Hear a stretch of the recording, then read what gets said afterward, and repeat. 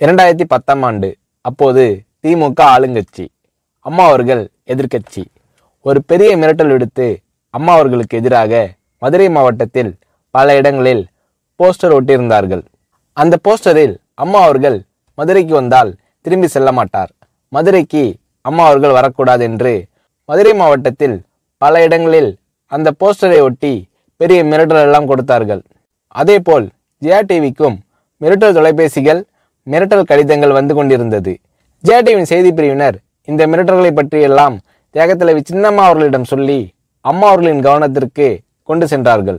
அம்மா அவர்கள் துணிச்சல், வீரம், கம்பீரம் இவற்றின் ஒட்டுமொத்த உருவம். அதனால் புரட்சி தலைவி அம்மா அவர்கள், நான் மதுரைக்கு போய் தீருவேன், பொதுக்கூட்டத்தில் பேசியே தீருவேன், எது நடந்தாலும் எதிர்கொள்கிறேன் என்று சொல்கிறார்கள்.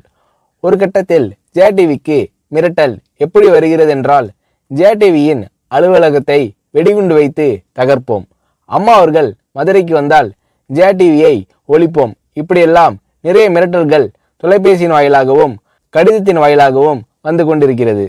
இந்த மிரட்டல்களை எல்லாம் கடந்து அம்மா அவர்கள் மதுரைக்கு சென்று பிரம்மாண்டமான பொதுக்கூட்டத்தில் லட்சக்கணக்கான மக்கள் மத்தியில் எழுச்சி உரையாற்றும் போது, ஒரு எதிர்க்கட்சியின் தலைவி என்ற முறையில் என்னை நீங்கள் மிரட்டுங்கள், ஒரு எதிர்க்கட்சியினை நான் நடத்துகிறேன் என்பதற்காக கழகத்தை மிரட்டுங்கள், ஜெயா டிவியை எதற்காக மிரட்டுகிறீர்கள், ஜெயா டிவியின் அலுவலகத்தை நீங்கள் தகர்ப்பீர்களா, ஜெயா டிவியை நீங்கள் ஒழித்து கட்டிவிடுவீர்களா, பார்க்கலாமா, ஜெயா டிவியை ஒழித்து கட்டிவிட்டால் என்னுடைய அரசியல் குரலை ஒழித்து விடலாம் என்று கனவு காணுகிறீர்களா?